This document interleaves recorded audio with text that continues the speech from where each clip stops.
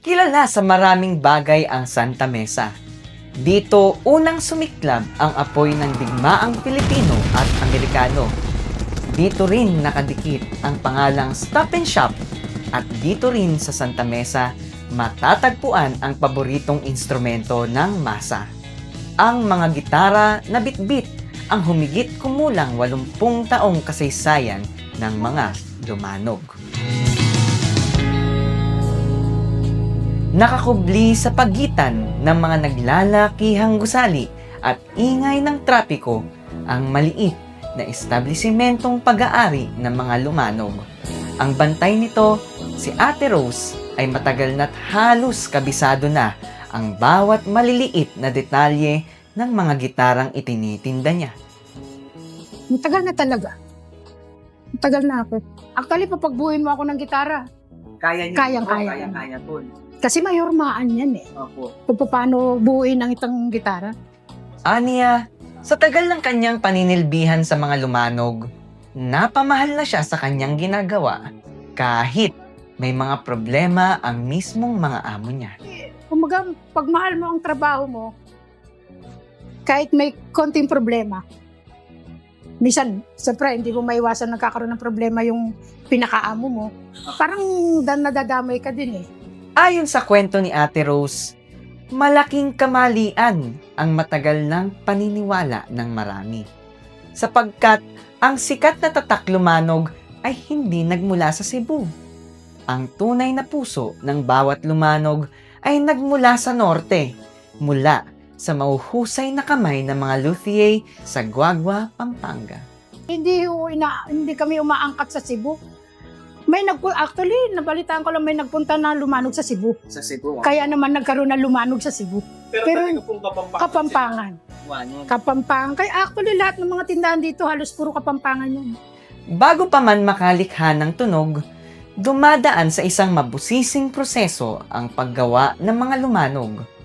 Ito ay binubuo hindi ng makina kundi ng lakas paggawa. Maging si Ate Rose ay natutuhan itong gawin. Oo, kasi yung tito ko nga, nakapangasawa ng may-ari, kapatid ng may-ari. Opo. Yun. Nakita ko kung paano gawin ang gitara. Actually, papagbuhin mo ako ng gitara. Kaya niyo Kayang-kaya. Kaya po. Kasi may hormaan yan eh. Opo. Kung paano buuin ang itang gitara. Kaya, basta kumpleto. Ngunit ang pisikal na paghubog ay kalahati lamang ng kwento. Ang tunay na sikreto ng bawat klasikong lumanog ay nasa kaluluwa ng material nito na nagbibigay ng walang tulad na tamis sa bawat kalabit ng kwerdas. At saka lumanog, may kahoy kami na langka. Lalaka. Oo. Talagang hinahanap yun ng mga customer, lalo na yung mga matatanda na marunong maggitara. May langka ba kayo? Sa ngayon, wala eh. Walang makuha ng kahoy ng langka eh. Lalo na sa mga rondalya, Bandurria, Laod, Tavina, hinahanap nila langka. Kasi the best ang tunog. Yun lang maano ko sa kahoy ng langka. Hindi lang mga ordinaryong tao ang tumatangkilik sa mga lumanog ng Santa Mesa.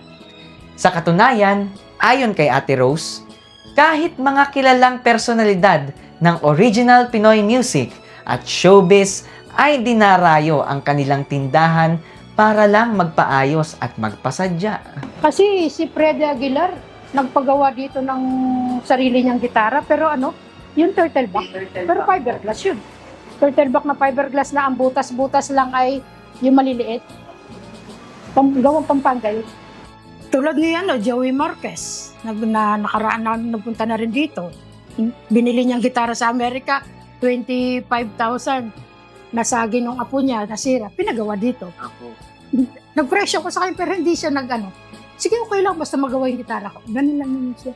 Ngunit kahit nadala pa ng lumanog ang humigit kumulang 86 na taong kasaysayan nito, nagbabago na ang panahon at marami ang kanilang kasabay.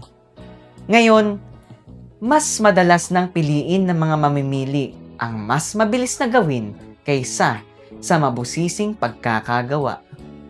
Sasong pinasok lang kami ng mga gawan China eh. China to. Oo. Kaya yung ibang mga tindahan, hindi na sila kumukuha sa Pampanga kasi nadadalian na sila umorder sa mga gawan China. Sa amin kasi, minsan mabagal ang proseso sa shop namin eh. Kami inamin ko, may mga China din ako. Mga China din yan. Mas mabilis umorder. Sabi ni Ate Rose, mabenta raw ang gawang banyaga dahil mas pinipili ng lumanog ang kasiguraduhan ng kalidad kaysa sa bilis at dami ng mga instrumentong nagagawa at naaayos nila. Dagdag pa rito, mas madali na lang para sa mga tao na bumili ng gitara online kaysa sa pumunta pa sa mga tindahan. Isa ito sa mga dahilan kung bakit naging matumal ang pagtitinda ni Ate Rose ng mga yaring lumanog. Wala. Oo. Ano na? 3 days na, zero. Zero ako. Wala naman. Wala rin. Andito, kasama ko rin naman yung anak ng amo ko. Kitang-kita niya. Yung talagang, may nagtatanong, pero siyempre, tatanong lang eh. Hindi mo naman pwedeng pilitin. Diba? Kung talagang bibili siya. Kasi kung talagang bibili yung customer, alam ko eh. Eh, wala. Hanggang ganun. Mahina eh. Bawi na lang ako next day, another day. Wala. Umaasa si Ate Rose na kahit sa isang araw, may mga taong dadaan at susuriin ang kanilang mga gitara kung hindi man sila bibili. Kaya kapag may lumapit, alam na niya ang kilatis kung bibili ito o magtatanong lang. Pero anuman ang kanilang layunin, nariyan siya handang tumulong. Ako naman talaga, bumili o hindi, parang okay lang din naman. Basta in-entertain ko yung customer. Kasi ngayon pa paano pa? May pumak- Minsan nagiging paraan na rin niya na doon na lang tayo kasi ang ganda ng ano sa atin ni ate. Minsan ganun, naririnig ko yung minsan sa ibang customer ko. Balikan na lang natin si ate doon. Ang ganda ng ano niya sa atin eh. Isa sa pinakatumatak na sinabi ni Ate Rose patungkol sa pagtitinda ng gitarang lumanog ay ang katangian nitong hindi sila mahanap sa mga naglalakihang malls sa paligid ng Kamaynilaan. Oo naman, oo. Hindi talaga pagdating sa gitara, kilala ang Santa Mesa. Kahit na meron na sa mall. Kaso wala kayong makikita ng tatak na lumanog sa mall. Lumanog sa mall, Wala. Puro mga China. Yun. Kahit nasa lansangan lang madadaanan ang lumanog, ito'y buhay pa rin. Matatag at patuloy ang legasiyang 8 dekada na ang tanda. Gitara ng bayan. Pero sa tingin niyo po, Ate Rose, bakit po kaya, ito po kumbaga sabihin niyo na po, bakit po yung mga Pilipino nahilig talaga sa gitara? Kasi kita naman. Hindi naman nawawala ang ano eh. Ang music eh. Sa tao. Kahit hindi ka marunong mag-gitara, mapapakanabit ka rin eh. Lalo ngayon, natutuwa kami sa mga school. Kasi hindi nawawala sa kanila yung bumili ng gitara ang mga estudyante. Hindi na mapapaghiwalay ang pangalang Lumanog at Santa Mesa. Nagmula man ito sa Pampanga, naiukit naman nito ang kanilang pagkakakilanlan sa pamamagitan ng musikang hanggang ngayon ay tinatangkilik ng masa. Habang ang iba ay nakikilala sa mga naglalakihang establishmento at matatayog na karatula, ang Lumanog ay patuloy na humihimig sa bawat tunog na nalilikha ng mga kwerdas nito sa lansangan ng Santa Mesa. Ako, si Top Arsaligan, at ito ang tunay na kwento ng bawat Pilipino para sa Explain PH.